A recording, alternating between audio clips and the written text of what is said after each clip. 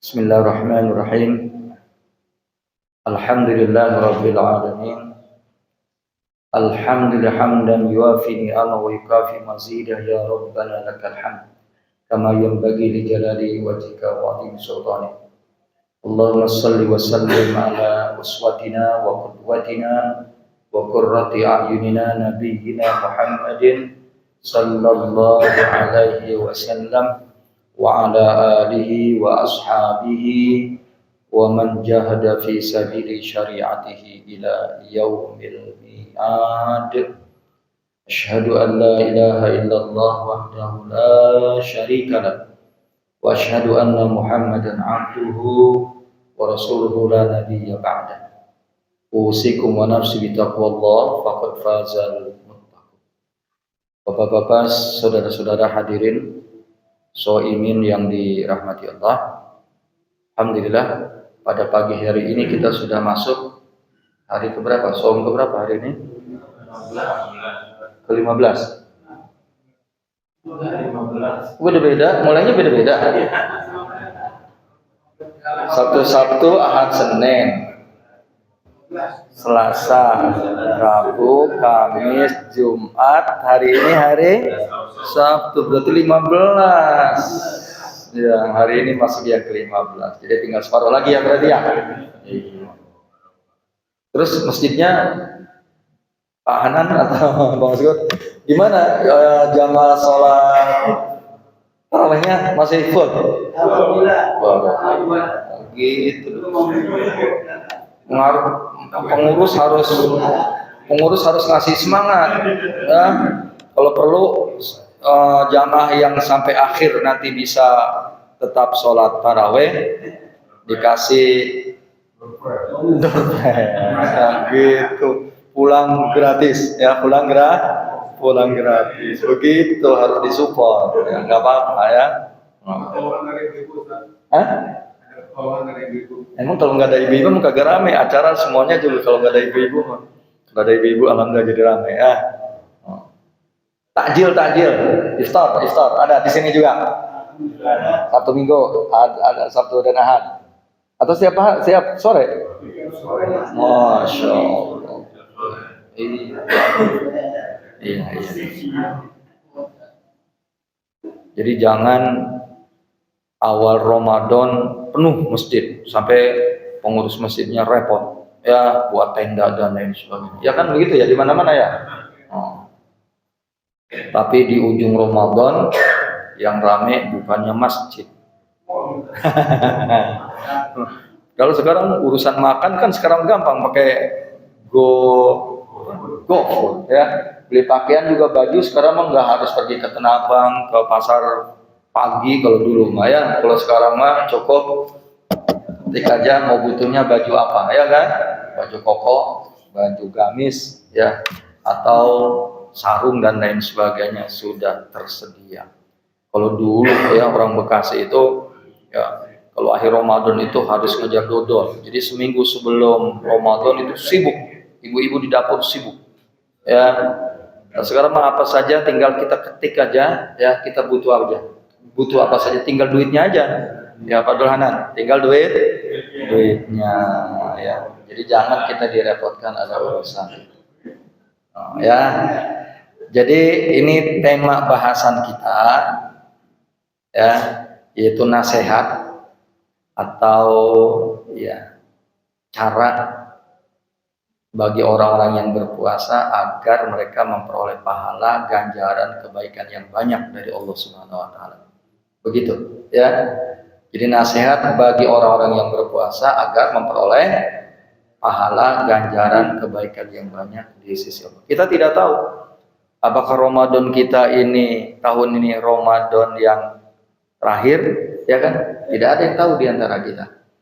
Ya, anggap sajalah ya Ramadan tahun ini adalah Ramadan yang terakhir dan kita dimaafkan segala dosa dan kesalahannya sebagaimana hadis Rasulullah sallallahu alaihi wasallam, dari satu sholat ke sholat berikutnya pada sholat 5 waktu, dari satu Jumat ke Jumat pekan berikutnya, dari satu Ramadan ke Ramadan berikutnya Allah menghapus dosa dan kesalahan hambanya selama hambanya itu tidak al-kabair, ya, tidak melakukan dosa besar, ya. Jadi kalau tidak melakukan dosa besar, insya Allah dosa-dosa kecil dengan tibanya bulan Ramadan tahun ini berarti kesalahan kita 1 tahun dihapus, ya, dimaafkan. Apa itu dosa besar?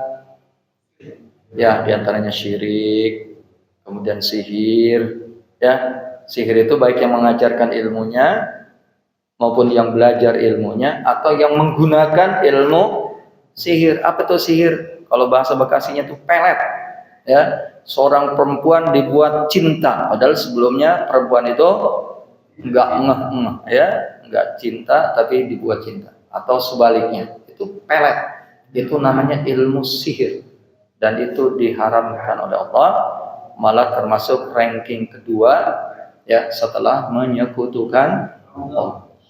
Insya Allah kita sudah tidak menggunakan, bukan sudah tidak, ya, artinya dari dulu juga kita memang nggak pernah melakukan atau menggunakan kedua-duanya atau syirik, ya.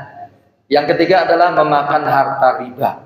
Ya, alhamdulillah setelah kita tahu bahwa riba itu sangat berbahaya, malah kata Nabi lebih buruk, lebih jelek daripada menzinahi ibunya sendiri.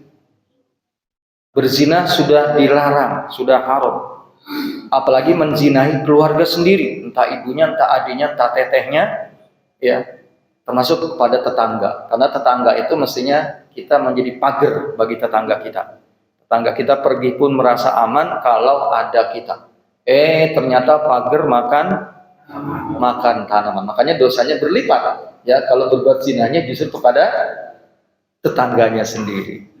Termasuk berzina kepada sanak famili yang haram untuk dinikahi.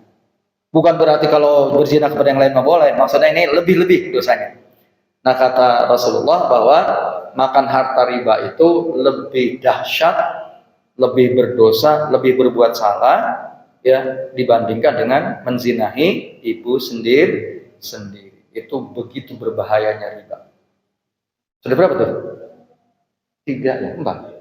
1 tadi syirik, 2 sihir, 3 makan harta riba. Keempat adalah makan harta anak yatim. Makan apa? Harta anak yatim. Karena kakak kita meninggalkan harta dan meninggalkan anak-anak yang masih kecil, anak-anak yang belum akil balik, ya, maka kita yang diberikan amanah harus kita jaga anak-anak yatim keponakan kita dan juga hartanya.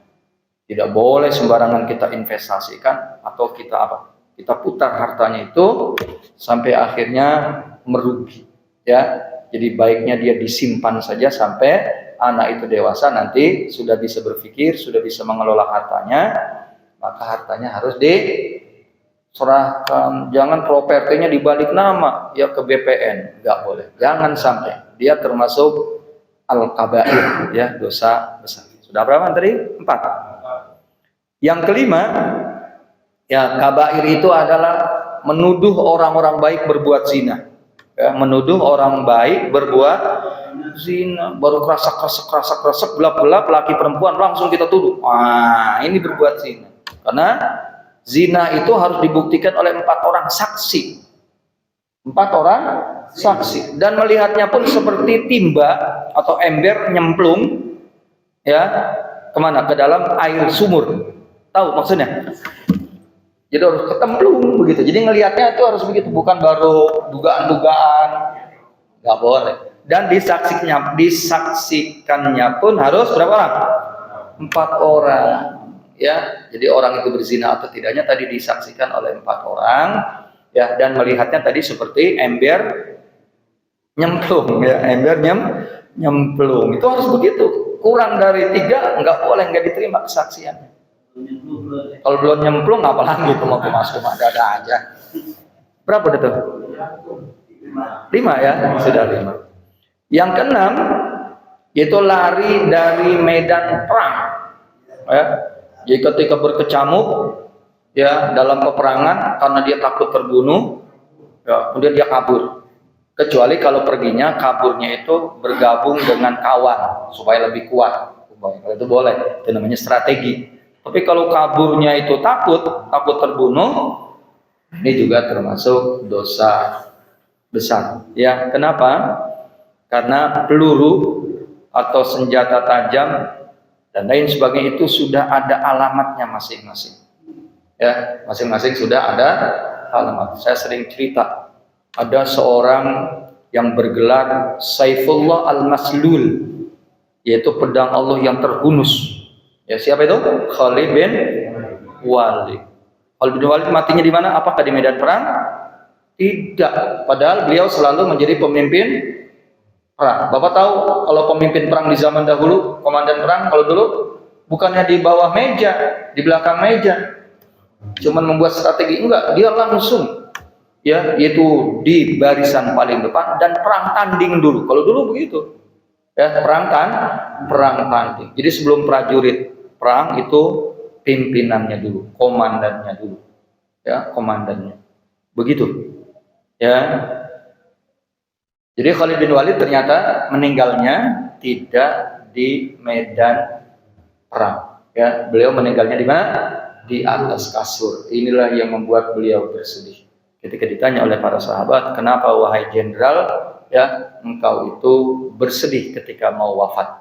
Padahal kita tahu bahwa berjihad di jalan Allah itu nilai pahala dan kebaikan yang sangat besar, sehingga Allah dan Rasul menyebut di dalam Quran dan Sunnah tentang keutamaan berjihad, ya, keutamaan berperang di jalan Allah. Tapi ternyata beliau bersedih karena apa? Gara-garanya mati di atas kasur. Padahal beliau berharap ya matinya di medan perang, karena kita tahu banyak kebaikan-kebaikan ya bagi orang yang meninggalnya matinya di medan perang.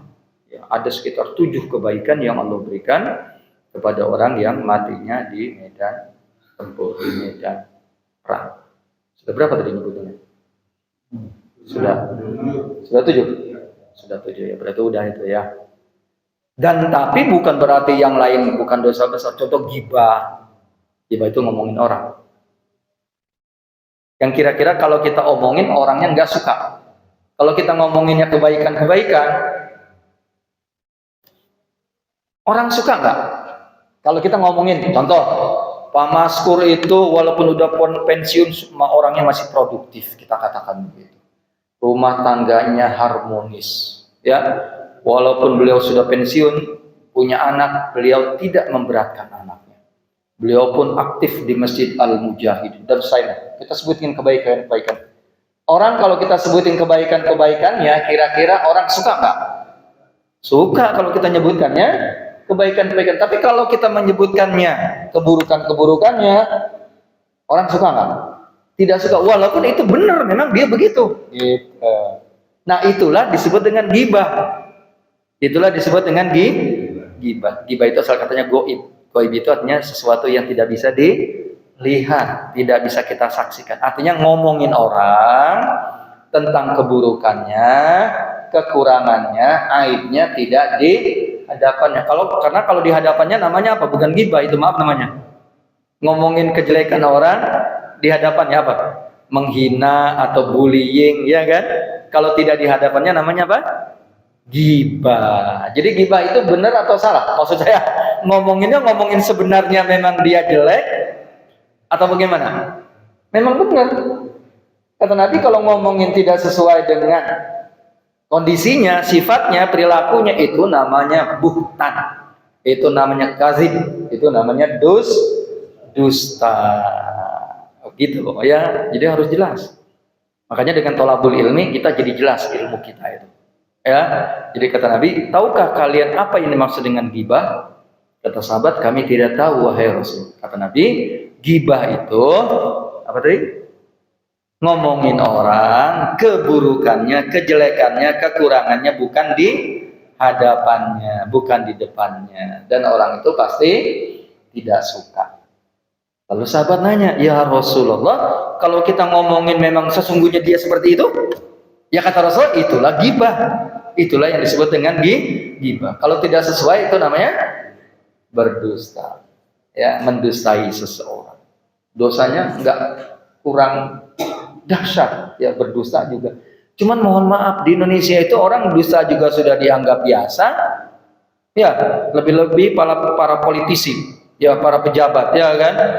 Mohon maaf Pak Eko, ya saya bukan maksud saya ke Pak Eko ini mah. Ya, sudah jelas-jelas korupsi juga masih juga berkelit ya bahwa dia orang jujur, dia tidak korupsi. Nah, begitu kan kalau di negara Konoha namanya ya. Nah, padahal tadi ngomong kata Rasulullah, kalau kamu ngomonginnya tidak sesuai dengan fakta, itu namanya buhtan, kadzib, itu dusta. Bapak Ibu, Bapak tahu ghibah itu dosanya? Aisyah itu pernah ngomongin madunya. Madunya. Apa madunya?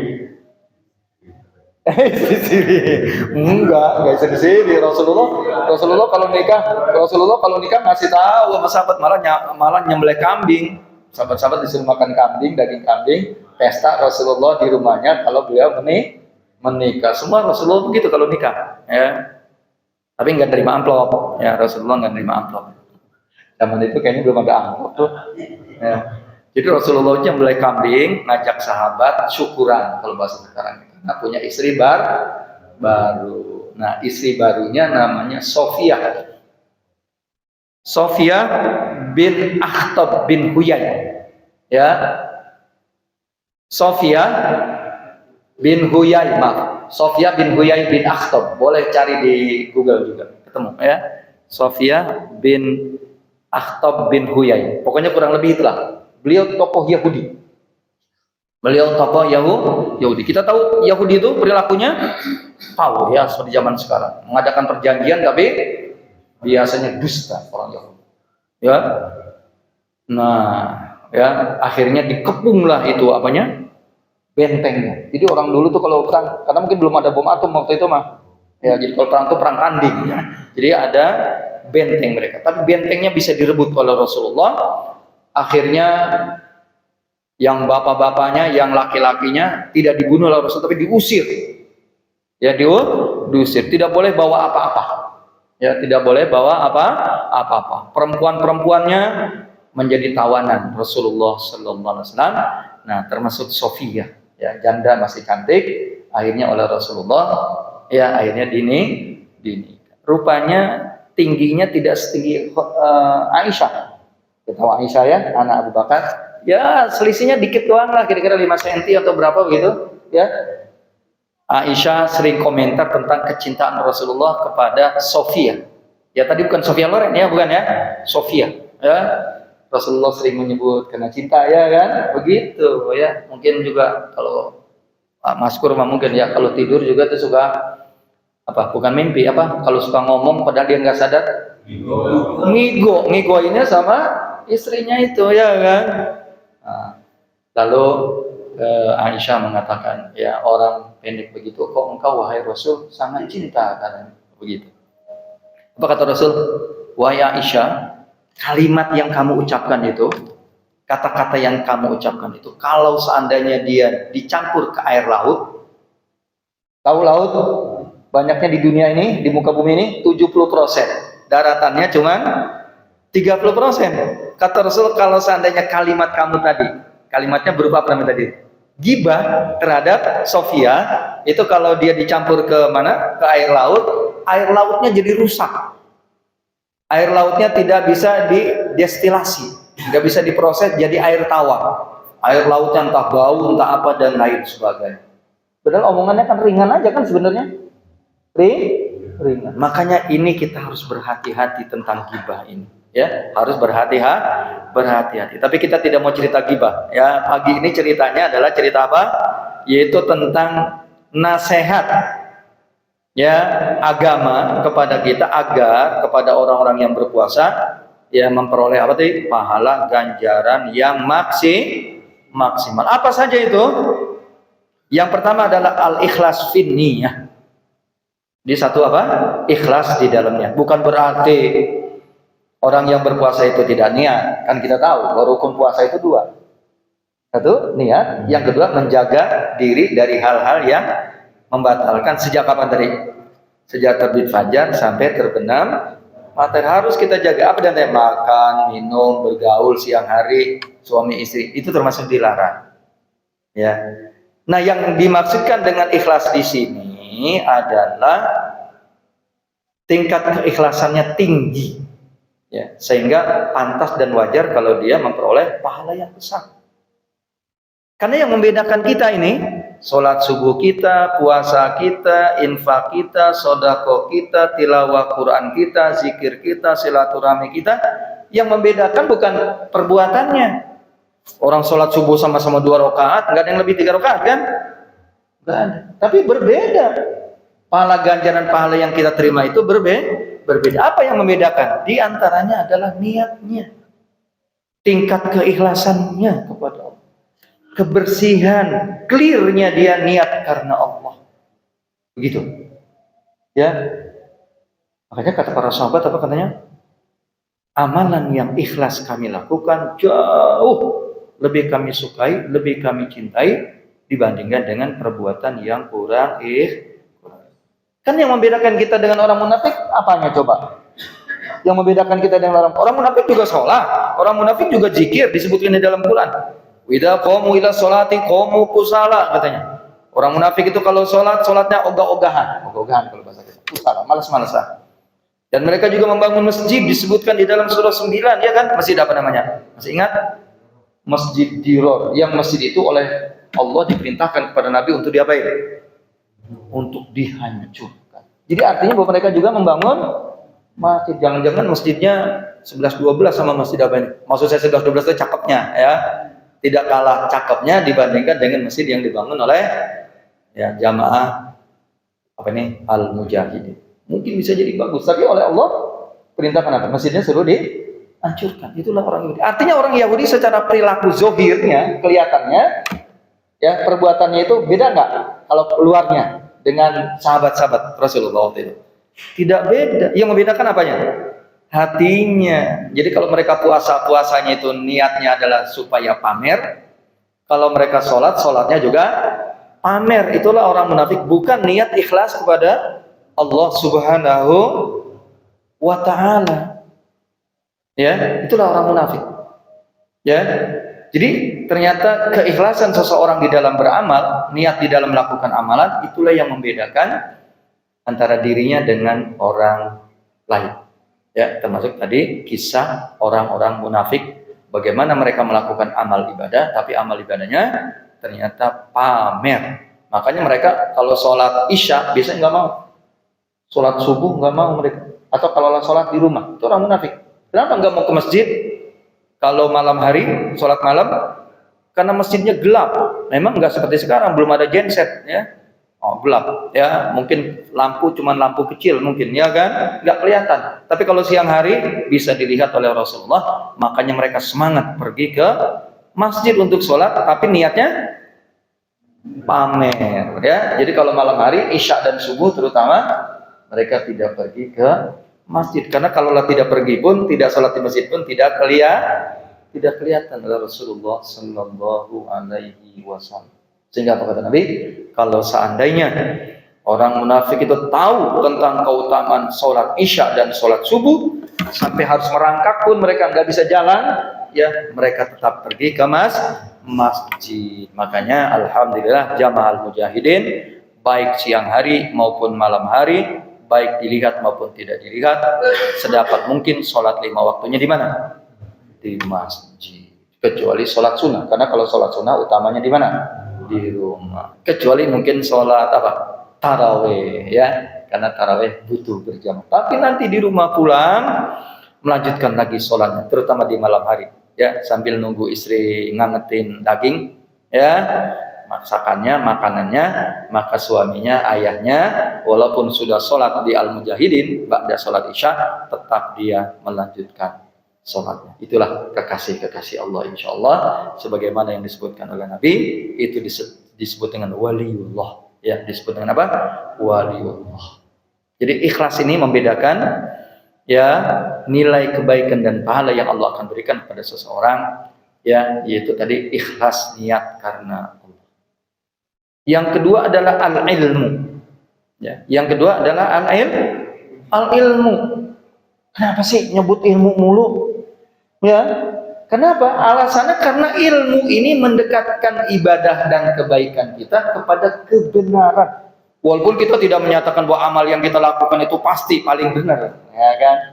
Tetapi kembali lagi bahwa ilmu itu mendekatkan seseorang dalam beramal kepada kebenaran. Nah sekarang kalau ilmu itu tidak bermanfaat, di antaranya tadi mendekatkan amal seseorang kepada kebenaran, apa gunanya ilmu itu? Padahal menuntut ilmu itu melelahkan. Menuntut ilmu itu kadang-kala boring, membuat kita jenuh. Ya kan bapak-bapak juga menuntut ilmu. Nggak pernah banyak di sini walaupun sholat sampai penuh, ya kan? Tapi kalau sudah thalabul ilmi, ya itu jarang orang yang mau. Makanya thalabul ilmi itu kebaikannya surga. Thalabul ilmi itu kebaikannya apa? Surga, sebagaimana dijelaskan oleh Rasulullah Sallallahu Alaihi Wasallam. Man salaka tariqan yaltamisu fihi ilman sahalallahu lahu tariqan ilal jannah, kata Nabi. Siapa orang yang sengaja keluar dari rumahnya dalam rangka thalabul ilmi, apa katanya? Allah mudahkan jalan menuju ke surga. Satu hadis, dua hadis yang berikutnya tentang surga juga. Apa kata Rasulullah? Man yuridillahu bihi khairan yufaqihu fiddin. Siapapun orangnya yang Allah menginginkan kebaikan kepada diri orang itu, ternyata bukan dibuat penampilannya perlente, ganteng, duitnya banyak, enggak. Tapi kata Rasulullah, tafaqquh fiddin. Jadi ketika Allah menginginkan kebaikan kepada seseorang, kepada kita, ya jamaah al-mujahidin, Allah memberikan apa? Pemahaman agama. Jadi pemahaman agama itu tidak selalu lulusan pesantren, tidak selalu lulusan universitas agama, IAIN umpama, tidak selalu. Ya walaupun itu juga satu jalan orang untuk memahami agama, tapi duduk di masjid juga adalah merupakan satu jalan orang untuk memahami agama. Kadang-kala bisa jadi orang yang belajar agamanya sudah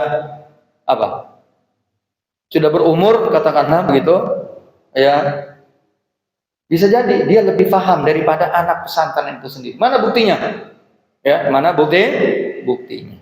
Ya, orang-orang yang baru tahu agama bahwa merokok itu tidak baik, dia langsung stop, dia langsung berhenti. Sejak saya tahu bahwa rokok itu tidak baik, tidak bermanfaat, saya berhenti merokok.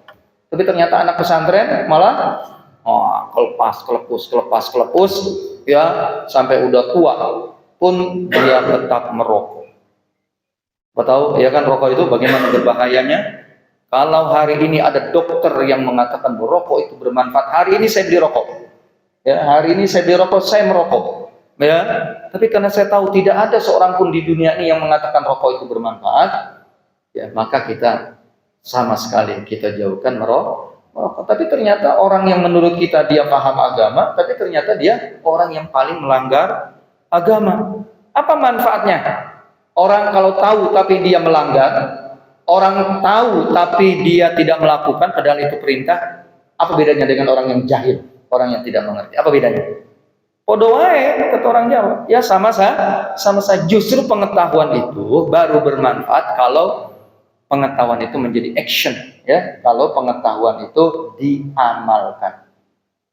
Makanya kata pepatah Arab, bagaimana Ustaz Hanan? Al ilmu bila amal apa? Kasyajar bila sanad. Ya. Jadi bahwa ilmu kalau dia tidak diamalkan, artinya tidak menjadi action, tidak berbuah kepada action, perilaku dan perbuatan, ya, maka itu seperti apa kata orang Arab? Seperti pohon yang tidak berbuah, ya, seperti pohon yang tidak berbuah. Kalau pohon tidak berbuah, daripada nyapain setiap pagi nyapuin, ya mendingan tebang aja kata pemasyhur. Ya, jadi pohon-pohonan itu dia harus bermanfaat, buahnya ada, ya, buahnya ada. Jadi ilmu tanpa diamalkan, apa kata orang Arab tadi? Seperti pohon yang tidak berbuah. Makanya tentang puasa pun ada kaitannya dengan ilmu. Didengerin hadisnya. Kata Nabi apa? Man soma Ramadana wa arafa. Nah, lain lagi nih, ini jarang kalau ini hadisnya ya. Kalau kita kan seringnya man shoma ramadhana imanan wa ihtisaban. Ini lain lagi nih ya. Man shoma ramadhana wa arafa hududahu wa tahaffadha mimma kana yanbaghi an yatahaffadha minhu kufira ma qablahu. Rawahu Ahmad wal Baihaqi bi sanadin jayyid. Apa kata Nabi? Siapa orang yang mau puasa Ramadan, berarti kita wa arafa hududahu, dan mengetahui batasan-batasannya. Rukun puasa apa? Yang diwajibkan kita berpuasa apa? Yang membatalkan puasa apa? Yang dibolehkan ketika kita berpuasa apa saja? Yang disunahkan, tahu, dia paham. Ya, jadi dia berpuasa sambil dia tahu ilmunya. Dan dia menjaga apa-apa yang memang semestinya dia jaga. Ya, ketika dia berpuasa, maka Allah hapus dosa dan kesalahannya. Jadi syaratnya orang itu berpuasanya dengan ilmu. Bukan saya menuduh Bapak tidak berilmu. Ini untuk memperkuat pengetahuan Bapak bahwa orang melakukan ibadah apa saja harus di atas landasan ilmu. Berikutnya, yarfa'illahu alladziina aamanu minkum walladziina utul ilma darajat. Allah akan mengangkat beberapa ketinggian derajat kemuliaan orang-orang yang beriman di antara kalian dan orang-orang yang berilmu. Lagi-lagi adalah tidak cukup dengan iman saja, tapi plus ilmu. Kadang-kala ibadah yang kelihatan aja orang masih salah. Saya sering contohkan, ya, ruku. Kalau di sini alhamdulillah yang rajin ngaji itu rukunya benar sudah. Kadang-kala tangannya megangnya bukannya lututnya, tapi yang dia pegang apanya? Betisnya. Ya, menurut dia mungkin paling benar itu sholatnya. Jadi sholat itu bukan seperti orang nyangkul. Kalau nyangkul itu yang penting targetnya, ya kan? Mau nyangkul katakanlah 2000 meter. Yang penting targetnya. Mau nyangkulnya menghadap ke belakang, mau ke samping, yang penting itu selesai, ya. Jadi tanah yang kita garap itu selesai, kita cangkul. Mau ke belakang, mau ke depan, mau ke samping boleh. Tapi kalau sholat itu enggak demikian. Justru diutusnya Nabi itu untuk mengajarkan kita sholat kita agar benar. Makanya Rasul mengatakan apa? Shollu kama ra'aitumuni. Jelas banget hadisnya, kita hafal itu. Terjemahnya kita hafal. Sujud lebih salah lagi. Ya, sujud lebih salah lagi. Padahal sujud itu anggota sujud ada berapa? Ada 7. Muka itu harus kena apanya nih? Ujung hidung. Kemudian 2 telapak tangan. Jadi 3 udah ya. Kemudian 2 lutut. Nah, yang banyak salah ini itu ujung-ujung jari jemari kadangkala enggak nempel, enggak nekuk begitu. Ya, enggak nekuk. Ya. Nah, itu tentang sholat itu. Ya, belum perbuatan hati. Ya, belum perbuatan hati. Nah, salah lagi ketika sholat berjamaah. Ya, ketika sholat berjamaah. Ya, imamnya lagi baca Bismillahirrahmanirrahim setelah Al-Fatihah. Ya, katakanlah membaca surat apa? Qul huwallahu ahad, Allahus samad. Lalu jamaahnya juga sibuk baca Al-Fatihah. Ya, baca Al-Fatihah. Memang ada ayat, ada hadis kata Nabi, yaitu la sholatan liman lam yaqra bi Fatihatil kitab. Kata Nabi, tidak sah salat seseorang, kata itu rukun, ya, bila salatnya tidak membaca suratul Fatihah. Tapi kita dihadapkan dengan kondisi sholatnya bukan sendirian. Hadis yang tadi itu yang dimaksud adalah hadis kalau kita sholatnya sendirian. Karena ada ayat, malah bukan hadis ini. Kata Allah, ya wa idza quri'al Qur'anu ya fastami'u wa ansitu la'allakum turhamun. Ini Allah yang ngomong. Apabila dibacakan Quran kepada kamu, maka kamu harus diam dan dengarkan apa yang dibaca. Dengan itu kamu memperoleh rahmat dan kasih sayang Allah. Jadi artinya ketika ada orang lain membaca Quran, maka ya yang lain itu harus kecuali kita tadi, karena kita ini adalah sarana tarbiyah, sarana belajar. Bacaan Quran kita diharapkan menjadi bagus dengan kita terbiasa mengucapkan lafaz-lafaz dengan benar. Tapi kalau sejak ada orang yang baca di depan kita, kita tidak membaca, kita justru tidak boleh ribut. Justru harus dengarkan. Begitu pula ketika kita posisinya menjadi makmum, imam saja yang mendengar, baca. Ya, beda kalau kita sholatnya sendirian. Itu yang begitu. Ini kadangkala tadi gara-gara nggak ada ilmunya, katakanlah imamnya bacanya surahnya pendek, sholat maghrib. Maksudnya bacaan yang terdengar. Karena kalau Al-Fatihahnya tidak terdengar, justru kita makmum wajib membaca. Contoh, sholat maghrib imamnya bacanya pendek, cuman baca An-Nas. Waladhdallin, bismillahirrahmanirrahim. Qul a'udzu birabbin nas. Nah, ini makmumnya ya, yaitu tidak baca Fatihah ya sampai imamnya selesai. Nah, ini karena dia tidak ada ilmunya, dia pun baca Al-Fatihah. Imamnya sudah selesai ruku, nah dia karena belum selesai, dia lanjutkan Al-Fatihahnya sampai akhirnya imamnya sudah berdiri lagi. Itu apa tadi? Ya, tidak, itu batal dia berjamaah. Ini masih banyak, bukan di sini ya. Di sini alhamdulillah jamaahnya rajin ngaji, nggak terjadi. Tapi di masjid-masjid yang jamaahnya malas ngaji, itu terjadi. Imamnya sudah apa? Tadi sudah tidak, dia masih menyelesaikan apanya? Al-Fatihahnya atau dia ruku. Jadi rukunya ketinggalan sama, segera kita apapun nggak boleh kita ya, yaitu nyempal. Ya, nyempal, ngahiwal kata orang Garut ya, ngahiwal dari imam. Dia harus segera. Begitu. Jadi ngeduluin tidak boleh, terlalu lambat pun tidak boleh. Itu begitu posisinya. Ya. Jadi kalau kita posisinya jadi makmum, ikuti gerak-gerik imam. Karena hadisnya kata Nabi, kalau imam kamu takbiratul ihram, maka takbirlah kamu. Artinya nggak boleh ada kegiatan lain. Kalau imam sudah takbiratul ihram, maka kita pun ketika imam membaca surah, kamu diam, kamu dengar. Ketika imam membaca, bukan surah, Al-Fatihah.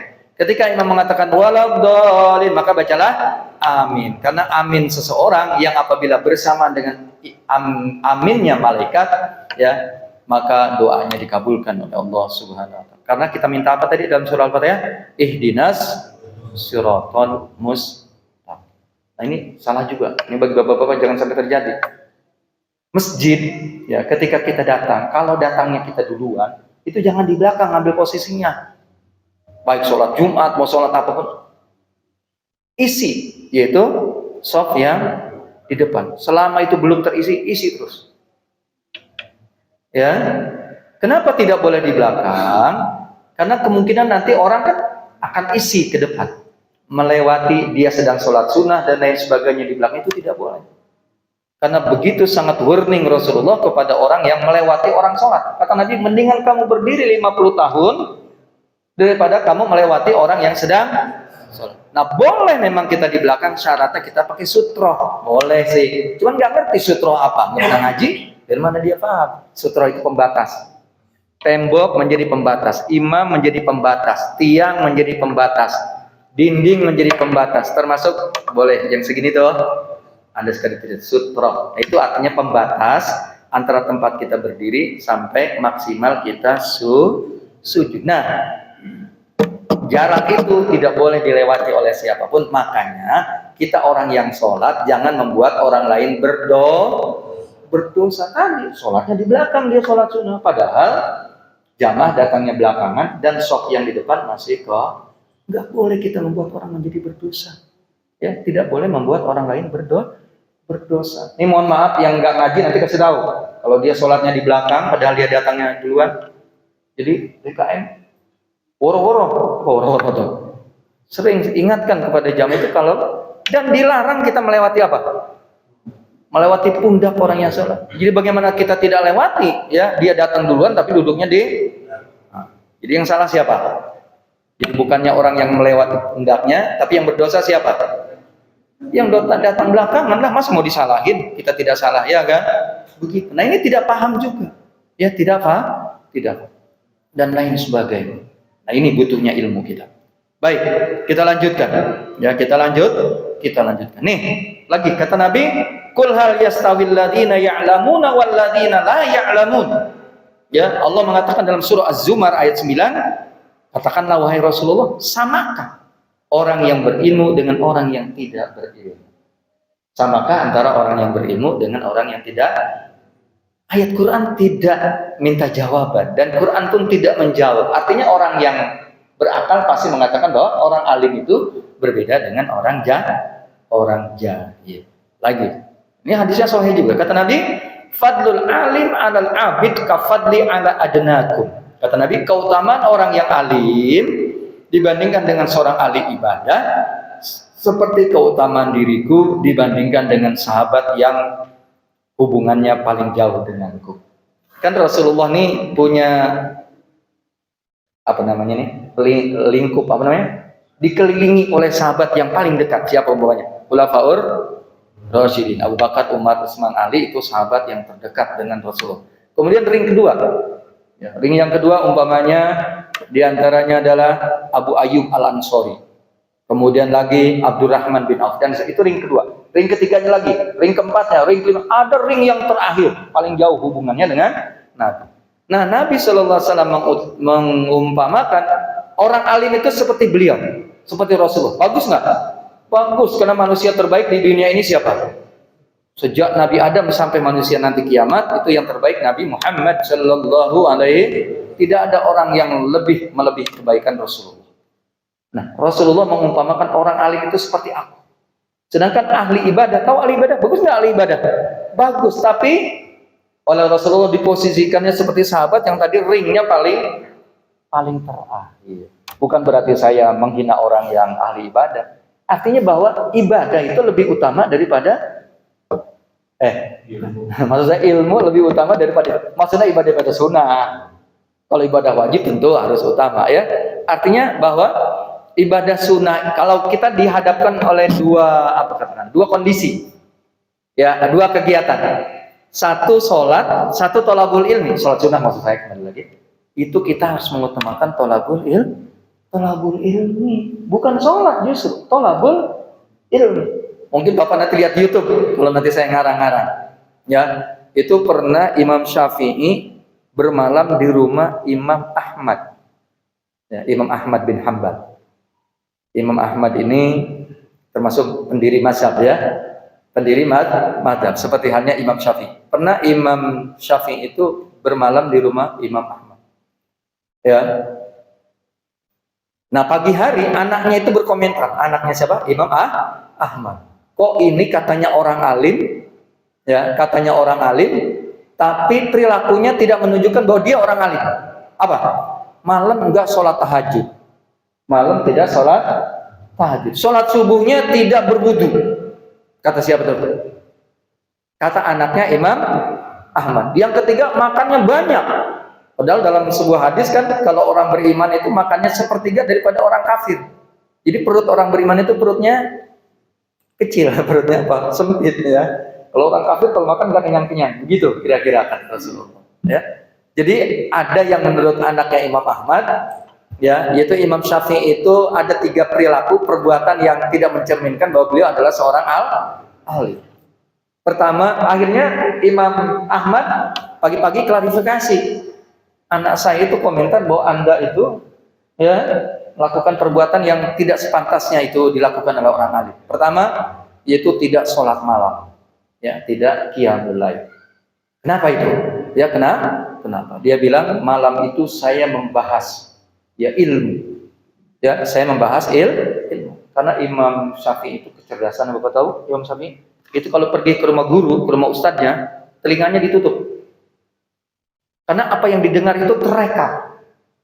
Sebelum 10 tahun beliau sudah hafal Quran dan lain sebagainya. Kecerdasannya sudah tidak bisa diragukan lagi. Ya, kalau kita kan sampai begitu juga melotot-melotot itu kadang-kala cuman masuk telinga kanan, keluar lagi telinga kanan, nggak masuk ke telinga kiri. Mendingan kalau masuk. Kalau yang Syafi'i itu saking nggak mau dengar, karena apa yang dia dengar itu terekam semua. Begitu kecerdasannya. Jadi jangan orang melecehkan Imam Syafi'i. Imam Syafi'i itu kunut dan lain-lain. Dia nggak kunut ya nggak apa-apa. Ya nggak apa-apa. Tapi jangan melecehkan orang lain, apalagi Imam Syafi'i, pendiri mazhab Syafi'i. Ya, jadi tidak, kecerdasannya tidak diragukan lagi Imam Syafi'i itu. Ya, masa iya beliau sembrono itu, ya, yaitu sehingga beliau ijtihadnya diantaranya kunut subuh. Ya kunut boleh, tidak kunut juga boleh. Begitu mestinya kita dewasa. Ya, dalam beragama kita dewasa. Yang kedua adalah makannya banyak. Ya, makannya banyak. Mestinya adalah orang beriman itu makannya sedikit, apalagi orang alim. Ya, tapi makannya banyak. Apa kata beliau? Ketika diminta penjelasan oleh Muhammad, karena makanan ya orang beriman, lebih-lebih orang alim, kan Imam Ahmad orang alim, ya itu makanan itu jadi obat baginya, ya jadi obat. Jadi makanan yang dia dapatkan dari orang beriman atau dia makan di rumah orang beriman, apalagi orang alim, itu menjadi obat, menjadi sehat. Paling tidak memotivasi dia semangat untuk beribadah. Yang ketiga, apa yang ketiga tadi? Tidak berwudu sholat subuh. Kata beliau, saya belum batal sejak tadi sholat isya. Berapa jam itu dari sholat isya sampai sholat subuh? Sholat isya katakanlah jam 8. Ya, sampai sholat subuh berarti sekitar 8 jam tidak batal. Jadi pantatnya itu udah tidak seperti pantat orang sono tuh. Ya, gampang banget batal karena mungkin yang dimakannya terlalu banyak jenisnya, ya. Tapi Imam Syafi'i itu begitu. Itu diantara keutamaan Imam Syafi'i dan kealiman Imam Syafi'i. Bapak tahu, pernah beliau ditanya yaitu tentang kaidah usul fikih. Waktu itu usul fikih belum ada orang yang menulis, ulama tidak ada, belum ada yang menulis ilmu usul fikih. Bapak tahu ilmu usul fikih? Bapak sering dengar istilah fikih ya? Fikih itu artinya penjelasan tentang ibadah. Bagaimana wudhu, bagaimana sholat, bagaimana puasa, apa yang membatalkan, apa yang harus dilakukan sebelum dan sebagainya, itu namanya dibahasnya dalam fikih. Nah kalau ini usul fikih, namanya juga usul. Usul itu artinya pohonan itu apa bawahnya? Akar. Jadi akar fikih, maksudnya akar fikih mengistinbat suatu hukum, mengistinbat satu ayat berdasarkan usul, berdasarkan pokok, berdasarkan akarnya. Contoh, ya itu contohnya umpamanya kata Rasulullah, la yazalul haqqu la yazalul yaqinu bisyak. Nah itu contohnya dalilnya. La yazalul yaqinu bisyak. Maknanya adalah bahwa keyakinan itu tidak bisa hilang karena ragu. Ulangi lagi, jadi bahasa kitanya bahwa yakin itu tidak akan hilang, tidak bisa di-delete, itu dengan keraguan. Dengan keraguan. Contoh, ini lagi sholat johor, ya sholat johor. Sudah 3 rakaat apa 2 rakaat ya? Begitu, ya sudah 3 rakaat atau 2 rakaat. Ragu dia 3 atau 2. Dia harus yakinnya berapa? 2, bukan 3. Kalau 3 justru keraguan. Maka dia harus menganggap sholatnya itu baru 2, walaupun nanti lebih itu urusan Allah. Berarti dia harus takbir lagi, ya kan? Ya artinya rakaat ketiga, gitu ya. Dah 3 berarti 4. Jadi kemungkinannya dia 5, kemungkinan dia sholat ya, kemungkinan. Nah, cuman untuk melengkapi kesalahan sholatnya katakanlah, karena kemungkinannya menurut Allah 5, tapi menurut dia baru berapa? 4 dan itu benar. Maka untuk menutupi kekurangannya dia nanti sujud syahwi. Begitu.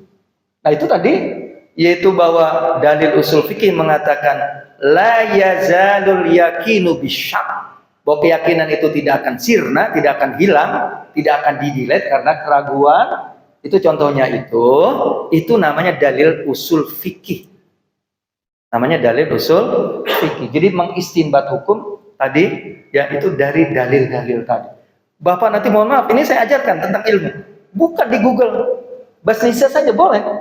Coba contoh ya, saya berikan dalil-dalil usul fikih pakai bahasa Indonesia dan dalilnya pakai bahasa Arab. Tapi keterangannya pakai bahasa Indonesia. Keluar dia. Keluar nanti berlembar-lembar itu keluar tentang ilmu usul fikih.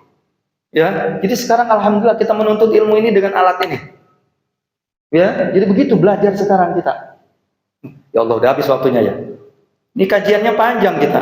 Ya, nih belum selesai. Ini baru 2. Yang ketiga nanti muwafaqah as-sunnah, keempat jaudatul amal wa itqan, yang kelima ijtihad wal masyaqqah fi ada'il amal, yang keenam sampai 9. Yaitu tahtimul amal ilal akhir bil khair, yaitu mengakhiri amal itu dengan kebaikan-kebaikan sampai akhir. Umpamanya tadi saya maksudkan tarawih itu jangan hanya di awal saja.